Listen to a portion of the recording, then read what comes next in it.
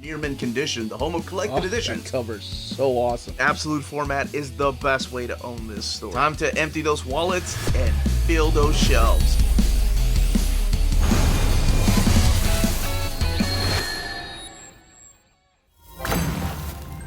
How's it going, all you minties? Uncanny Omar here from Near Mint Condition, the home of collected editions. And join me today for your advanced look at the Thor by Straczynski and Gillen Omnibus from Marvel Comics.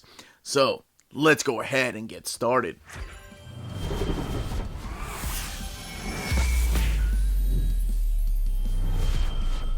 Now, before we get started, a big thank you to David Gabriel and the fine folks at Marvel for sending us an advanced copy of this omnibus. This omnibus is due out in the direct market and book market on January 23rd or 24th, depending on where you get your books.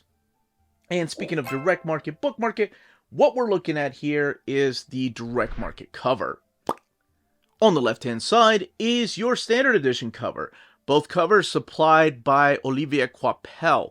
And the important thing to note is that the direct market cover is... Uncanny Omar talked pretty one day. The direct market cover is a wraparound cover, whereas the standard edition cover actually has a spine with a different design, and it has Mjolnir on the spine at the very bottom, that picture. And the direct market cover has this big wraparound cover that goes all the way to the back, making the back of the omnibus, which happens from time to time, look a little bit different in design. But everything else underneath the dust jacket is the same. So let's shift the focus back to this. And it was a hard choice because I'm a big fan of the standard edition cover too. But the direct market cover just spoke to me. This is from issue 600, and it features, of course, our main character and some of the supporting cast. And who is this stranger right there? Thor by Straczynski and Gillen. Coipel, Jurjevic, and Tan, and then the Marvel logo. Let's look at the spine again. Marvel Omnibus, Thor by Straczynski and Gillen. Coipel, Jurjevic, and Tan. Not sure why I almost said Tan. And then a little blurb about praising the book. Lightning strikes twice. The Marvel logo. Rated T+, and the ISBN down here. This time around, this book retails for $125. Now, what's really interesting is that this book had been previously printed before, but only as Thor by J. Michael Straczynski Omnibus. And whenever I got to announce this book, I got the email and I saw the contents, and I was like, wouldn't it be cool if they added the Gillen run in here and make it into an omnibus? And I sent the email, and Marvel said yes, and here we are.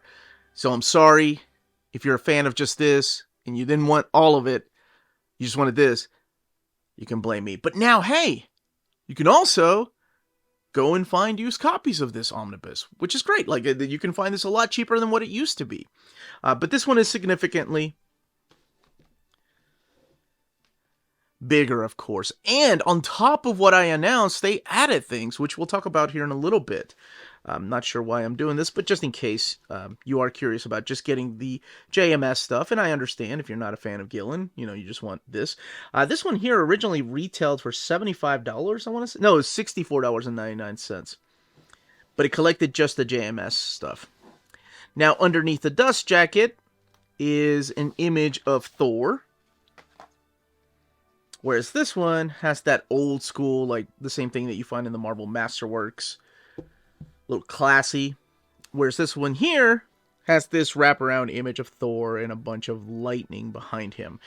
Now, we are going to open this up. But before we do, most people probably want to know, where am I putting this in my Thor reading order of Omnis? Well, this is where it belongs. So there is the Dan Jurgens era right here. And of course, that includes the Ragnarok story. And then there was no Thor, which I'll explain in a little bit. And then right before the Matt Fraction stuff, because this leads directly into Matt Fraction, which leads directly into Jason Aaron's run. And holy crap, we have a bunch of Thor in chronological order in omnibus format. I love it. All right, now we're going to crack this open. I'm going to give you the pitch for the book, but in order for me to do that, I have to talk about what happened previously, where Thor has been hanging out for the last few years, and of course, talk about some events like Civil War and Secret Invasion, but not going into detail. And I try not to go in as much detail because I do want people to be genuinely surprised when reading these books. So I guess minor spoilers for the pitch and beginning of the story here and what's collected in here, and then of course the reading order. So if you just want to fast forward and look at the timestamps to go to the build, and I'll do a comparison to the internal pages of at least the JMS stuff. I'll put the timestamps in the description of the video like I normally do. All right, let's get started. Okay, let's go ahead and crack this big sucker open. It's your end sheets, the title page, Thor by Straczynski and Gillen, and then this image right here by, I believe that's Billy Tan, and then your credits of who wrote what, mainly J. Michael Straczynski.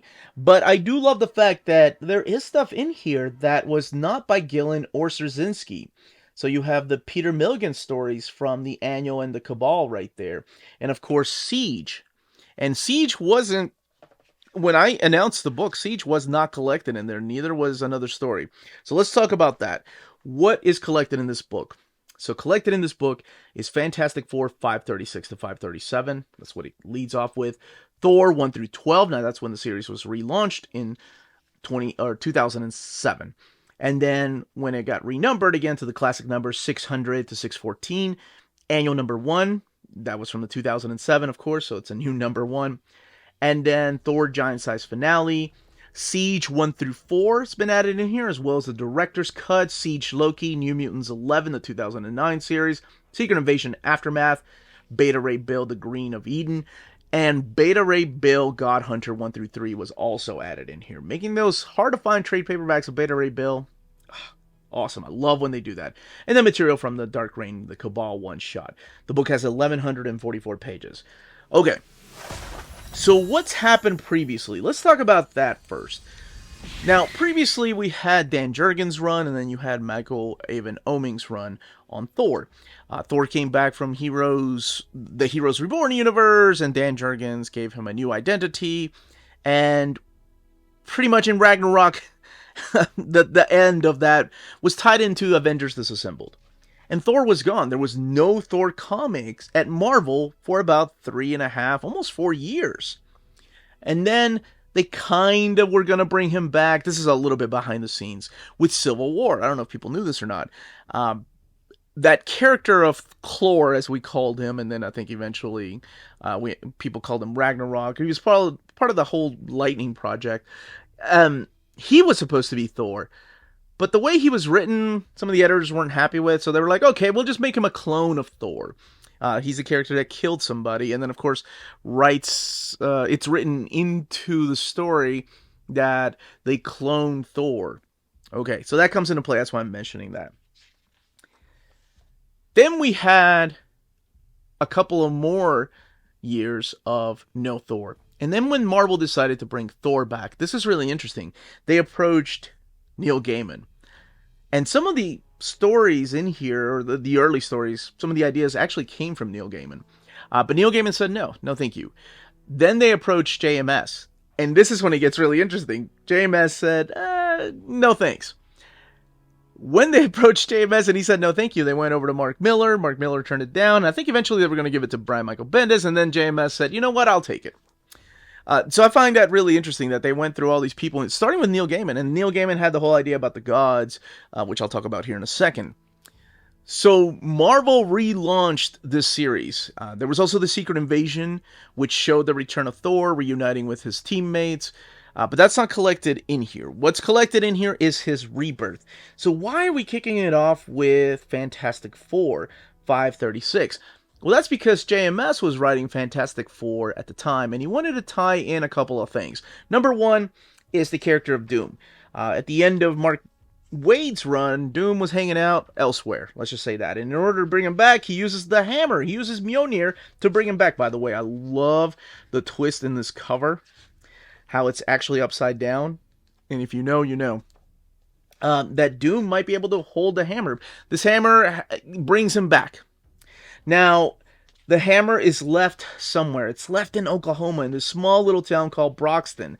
And then people are there trying to pick it up. Doom tries to pick it up. The Fantastic Four try to pick it up to no avail. And if you're familiar with the movie, actually JMS in the first movie had a little cameo. The same thing happens. People are lined up trying to pick up Mjolnir, trying to see who's worthy of picking it up.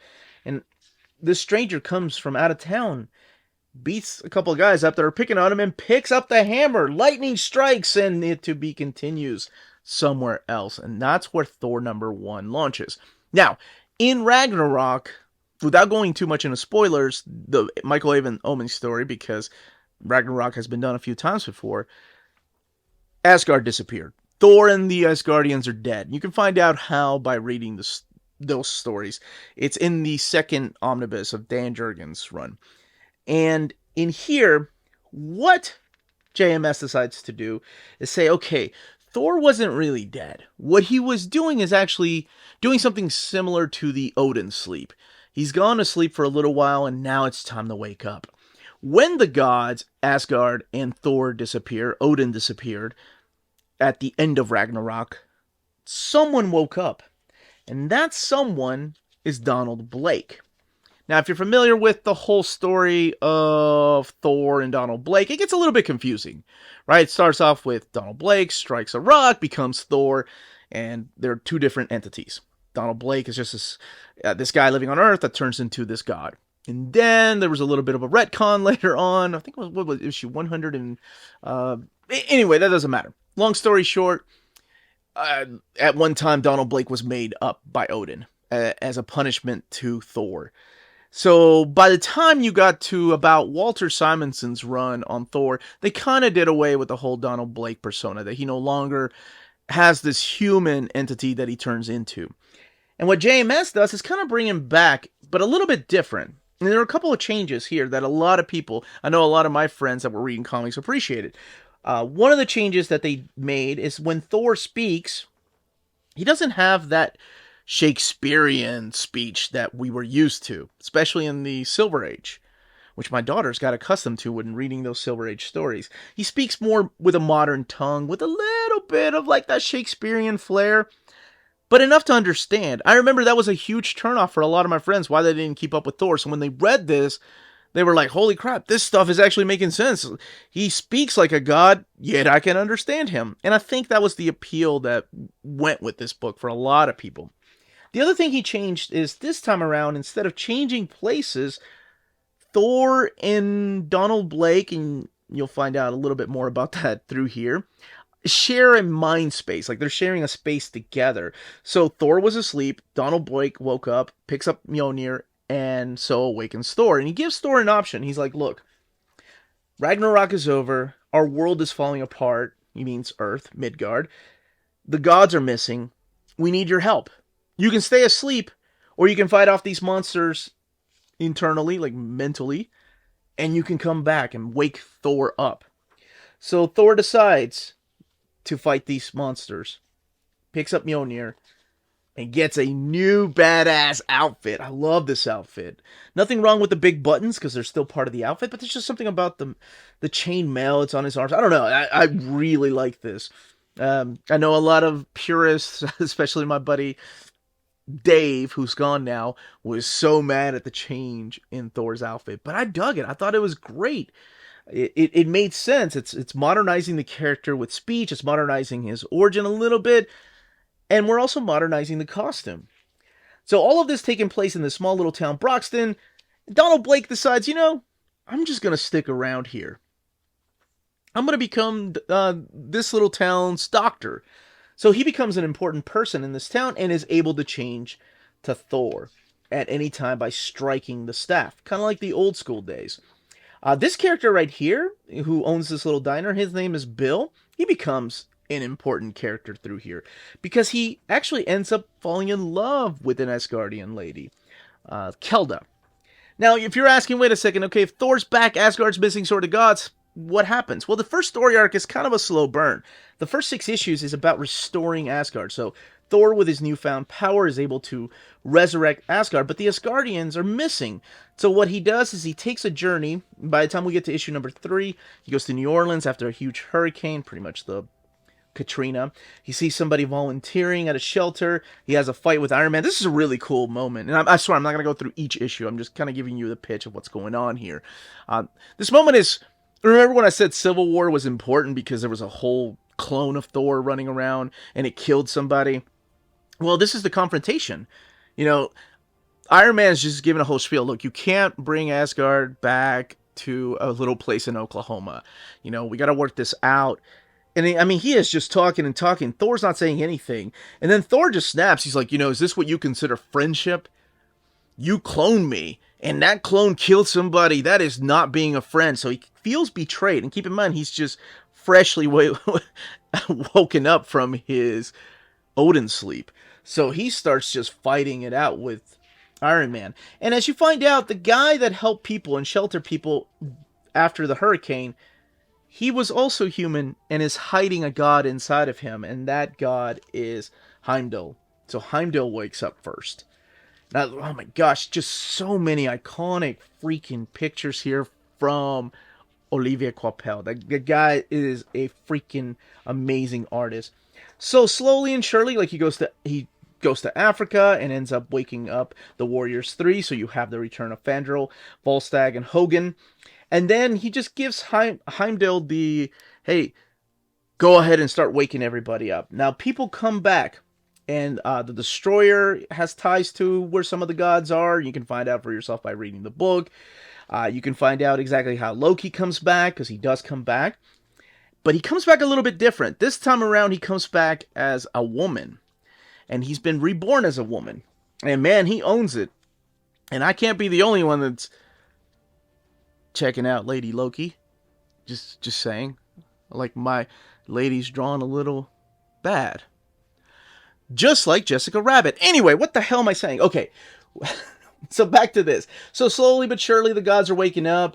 He reconnects with Jane Foster. Jane is now working in a hospital, and she's had a life change. Mainly blaming him a little bit for leaving her, and her life had to go on, and it took her a long time to realize that. You start seeing the development between the character of Bill and Keldar. I think it's a beautiful relationship, and you can find out exactly how it ends here. And Lady Loki manipulating Balder the Brave. Yeah, it's just something about Lady Loki. Now, there's an actual reason why he came back as a woman, and it ties heavily to a plot thread that it's actually involves Kieran Gillen. And I'll talk a little bit about behind the scenes here in a few. So all of this leads into issue 600. This is Bill and Keldar getting to know each other. I think it's so sweet. Loki, of course, being manipulative. You have the return of a family member in Thor's line. And Hela's back. His name is Bor. And there's this huge battle between him and Bor that eventually gets Thor. This is a sweet little story. Pretty much gets Thor to turn his attention more towards Midgard, or Earth, if you will. This story here for the 600th issue is written by Stan Lee. David Aja draws it, and it's just a throwback to the classic era of Thor. And then we get pretty much some of the loose ends by JMS starting to wrap up, but he doesn't wrap up everything. So what ends up happening, a little behind the scenes before we talk about the Kieran Gillen era, a little behind the scenes is that at the beginning of the run, JMS said, I'll take over, but no crossovers. I don't want any crossovers. I want to tell a story. And he was having fun writing this story. And of course, Marvel's a company. They're gonna want to have crossovers because crossovers sells. And they may not sell for Thor, but they'll have tie-in books. That's the whole point of events. I remember Peter David a long time ago when I saw him giving an interview. He talked about how crossovers always helped his books, whether it was the original X Factor or whether it was Supergirl that he was writing at the time. Those were lesser known books, but because it was a forced crossover, people would check out those books that normally wouldn't. So I understand where they were coming from, but I was also having fun with JMS just writing his story about these newly awoken Asgardians in this small little town of Broxton, Oklahoma. So they wanted him to write the story of Secret Invasion tie-in, and he was like, no. Finally, they were like, look, we have this story building up. It's called Siege. It involves the Dark Avengers. Will you write it? And I guess at one time he thought about, or maybe they just assumed he was going to, because Olivier Coipel stopped drawing Thor to draw Siege, which is the storyline that it's building up to. And I'll talk a little bit about that here in a second. But JMS said no. And he left the book. He didn't leave the book like angrily, like, oh, how dare you change my script. Peter Parker would have never done that. Sorry, wrong book. He left on good terms. He was like, yeah, sure, I'm not going to write an event. And then, of course, that led him to go over to DC to do the Wonder Woman and Superman story. So there were some plot threads that need to be finished. So in comes Kieran Gillen, and that's what he does. A lot of the storylines that JMS started, Kieran Gillen ends up wrapping up, including, some of the things that were going on between Doctor Doom and Loki. That all started, it's all hinted at during the Cabal. And then, of course, the whole Latveria storyline. The Latveria Prometheus. The whole Boar storyline ties up a little bit here. And all of this stuff ties heavily into, or leads directly into Siege. So Siege is collected in here and put in the perfect place. So Siege kicks off. This is where Norman Osborn decides to invade Asgard. And that's exactly what this is. This is all written by Brian Michael Bendis, Olivier Coipel drawing these. And it's an invasion of Asgard. And of course, Thor and the Asgardian gods are not going to have it. And the Avengers are going to help out. There are some deaths there that impact the story of Thor. This is the Loki one-shot. Now, the issues of Thor that tie into Siege, those are placed after Siege. So if you're like, oh man, but they took place in between, not really. Brian Michael Bendis was doing his own thing. And it's not like he talked to Kieran Gillen about, hey, this is what's going to happen. Kieran Gillen just ended up getting a script and was like, okay, I'll write this in. What the tie-ins really focus on are that character of Ragnarok. Is this character of Ragnarok. Is this character of Ragnarok, the one that I talked about in Civil War. This is him coming into Asgard and attacking Asgard and having a huge fight with the Asgardian gods. That's what basically the tie-ins are for Siege. It's actually called Siege Ragnarok. And of course, Thor gets involved. There's also the New Mutants issue right here, which Kieran Gillen was writing at the time. This affects our character of Danny Moonstar, Valkyrie. And Nico Henderson is actually drawing these. I love his artwork. He was the gentleman that did the Pride of Baghdad. I love Pride of Baghdad. One of the greatest graphic novels ever. And then we have the aftermath. This is the aftermath of Siege and pretty much what happens to Asgard. And the people that died and the things that the Asgardian gods are dealing with leads directly into Matt Fraction's run on Thor. And this omnibus ties directly into that. I love that. I love that we have so much Thor in chronological order.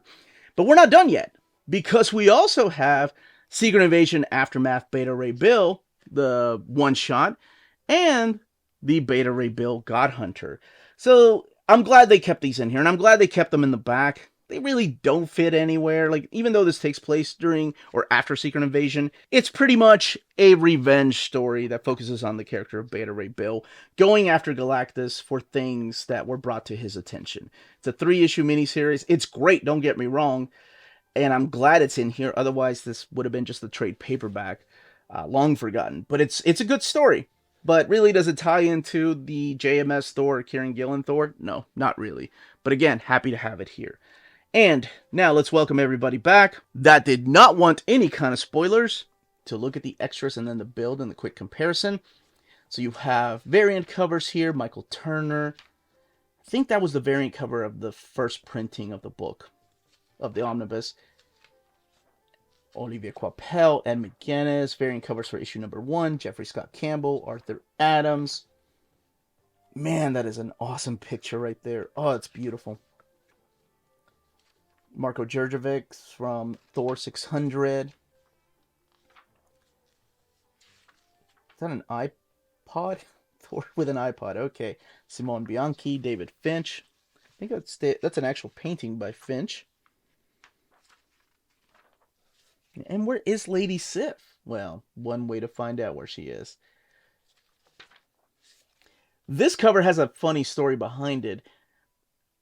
Well, it was like Marvel let you return comics, and I want to say they let you return DC comics Like, retailers return unsold DC comics of maybe Green Lantern with the rings, because it was a take on that.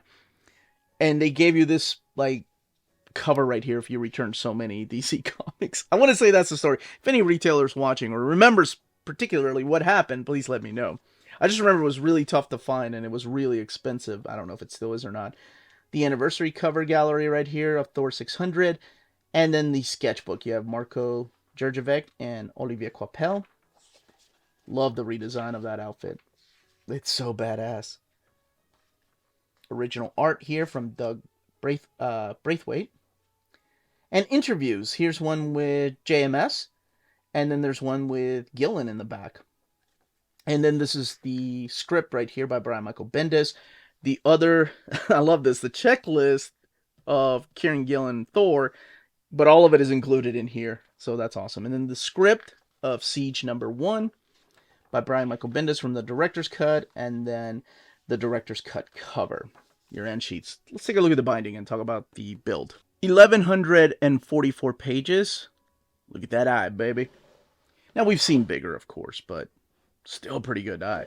This is printed at the Mega Print. And as far as the bleed through, I didn't notice it, honestly. I didn't read the whole book because I had read this several times. I just reread some of my favorite stories, including this one here from the Fantastic Four. But I didn't notice any bleed through, really. If there was any, maybe it can catch it here. Oh, where's that pic? Yeah, right here. Hold it down, aim it at the light. I mean, yeah, it's right here. You can see some of the word bubbles coming in from the opposite page. But I don't know. I mean, it's just something I'm looking for, so not everybody's a stickler for those things. But I do know it bothers some people. Now, as far as the way the book lays over, let's look at this page as far as the gutter loss, which is very minimal. So what I'll do is compare it to my very, very, very rad and stretched out omnibus, the original printing. So you can tell that there is more gutter loss over here than over here. And the way you can tell is because if you look at this doorway right there, you can see the whole thing here. Whereas over here, you cannot. So there is gutter loss. It's minimal, but it's still there. I do like to be as thorough as possible. The paper stock is a lot different too. It's thick, but it's not as thick as this one. It's not thick and glossy like the paper stock they used over here on the left-hand side. As a matter of fact, the colors look a little bit different. They have a little bit more of a red tint in the new printing. And oh my god, it's been so long since I've read the single issues. I don't know which one's closer to the single issues. But as you can see, this has a little more of a yellow tint than over here, which has a little bit of a red tint.